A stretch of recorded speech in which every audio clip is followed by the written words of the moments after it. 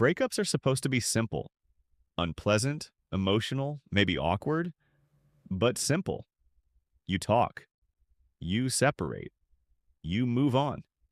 This breakup lasted 3 weeks and somehow involved a pregnancy, an emergency room visit, medical claims that made no medical sense, a fake ultrasound image pulled from the internet, emotional hostage taking, and, right at the end, a woman pretending to be her own cousin who also claimed to be her lawyer.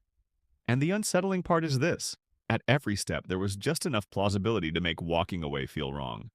I broke up with her on a Monday. There was no shouting, no cheating, no dramatic exit. Just that quiet moment where you realize something isn't working and isn't going to work. But I made a mistake early. I tried to stay friends. She didn't hear "this is over." She heard "this is paused." She kept asking for 6 more weeks, 6 weeks for closure, 6 weeks to emotionally adjust. Then she said something that shifted the entire tone.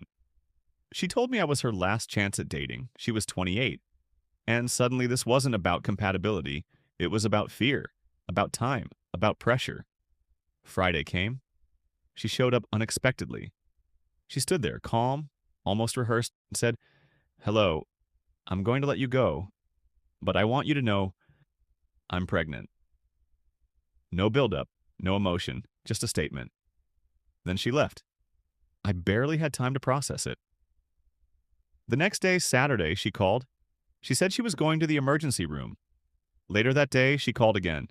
She said it was a tubal pregnancy, an ectopic pregnancy, dangerous. She said she needed to take the abortion pill. At the time, I didn't know that ectopic pregnancies usually require surgery. All I heard was medical emergency. She asked me to come over that night. She said she needed moral support. I hesitated, but when someone tells you they're in the emergency room, you don't argue technicalities. So I went. Her apartment was quiet, not peaceful. Quiet in a way that makes you whisper without knowing why. She was subdued, soft-spoken, almost fragile. I told her I would stay until she went to bed. That was my boundary. When the time came, I stood up to leave. That's when she broke down. She started crying, really crying. She said she was scared she might hurt herself, that she didn't trust herself to be alone. And suddenly, leaving wasn't awkward. It felt dangerous. So I stayed. Later in the dark, she reached for my hand. She placed it on her stomach, and she said, "Say goodbye." I didn't know what I was supposed to be saying goodbye to. I didn't sleep that night. The next morning, I left early. I thought it was over. Monday came, my phone rang. She said, "I'm still pregnant." I remember sitting there in silence. She explained that she had been carrying twins. One hadn't survived, but the other had. Somehow, against the odds, against the medication, against logic. I asked to go with her to the next doctor's appointment. She agreed. Wednesday? Tuesday, she messaged me. She said the clinic had an opening and she went early. Then she asked, "Do you want a picture?" I said yes.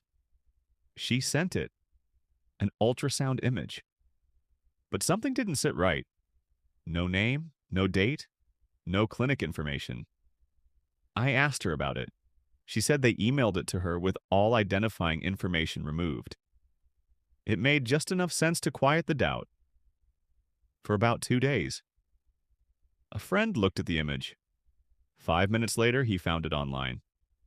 Same ultrasound. Different name. You could even see where parts of the image had been edited out. That's when the floor dropped. I confronted her. I showed her the link.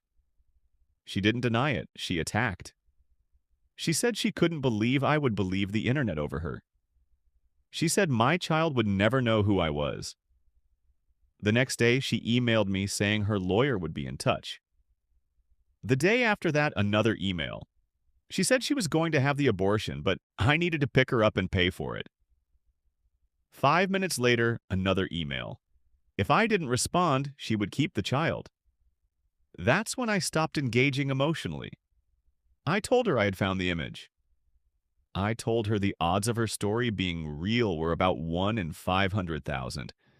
even without the fake ultrasound. I told her if the harassment continued, I would file for protection. Then I stopped responding. 2 weeks passed. Silence. Then one evening at 6 p.m., my phone rang. It was her home number. A woman's voice said she was her cousin. She said she was going to be her lawyer. She told me I needed to call her back. Same number. Her number. That's when something finally clicked. This was never about a pregnancy, or closure, or love. It was about control. And the most unsettling part is this. All of this happened in 3 weeks, which means it probably isn't over.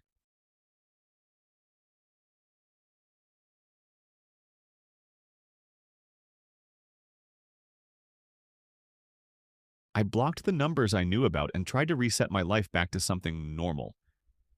That lasted about 10 days. Then she reached out again, this time from a new number. The message didn't accuse me of anything. It didn't threaten me. It didn't mention pregnancy, lawyers, or money. It just said, "I've found peace." Against my better judgment, I replied. I asked what she meant. She said she had joined the Jehovah's Witnesses. She said everything finally made sense now. She said she had realized that no man could ever love her the way Jesus does, and she wanted me to know because she was worried about my soul. At that point, I should have stopped responding, but after everything that had happened, curiosity got the better of me. I asked how long this had been going on. She said it started a few days after we stopped talking. She said the pain had driven her to God. She said God had forgiven her, and now she was ready to forgive me. That was the first moment I felt genuinely unsettled. Not scared. Unsettled. Because this wasn't emotional chaos anymore. It was certainty.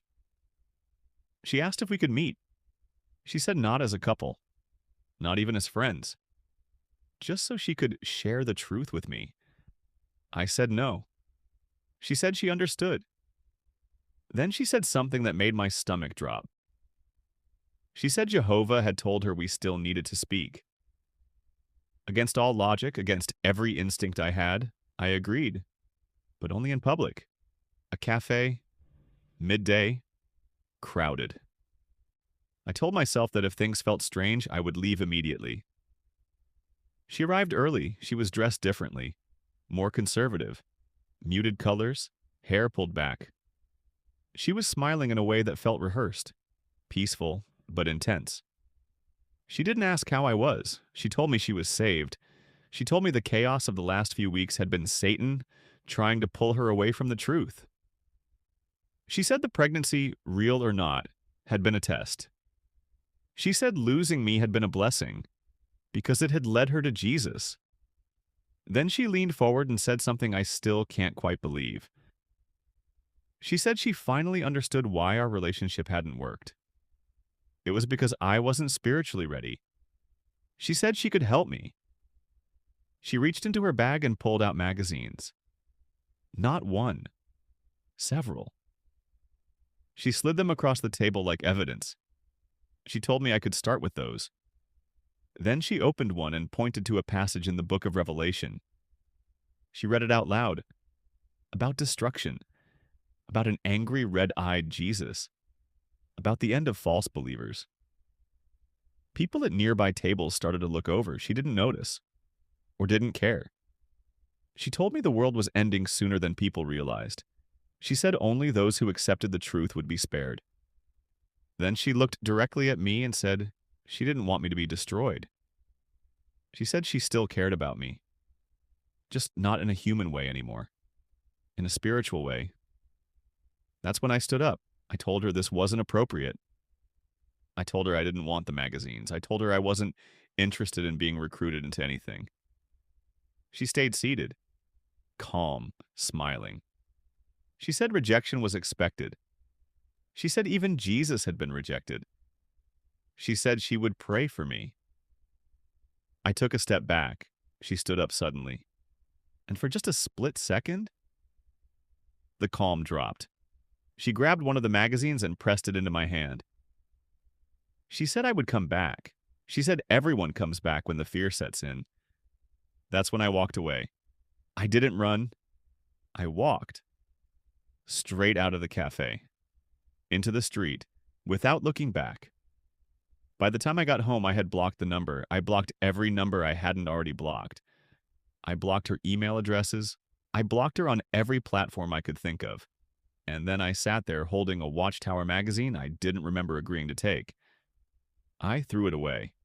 I haven't heard from her since.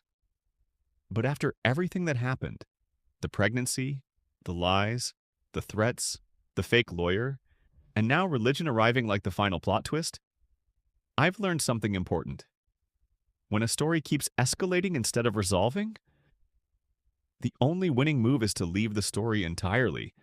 And this time, I actually did.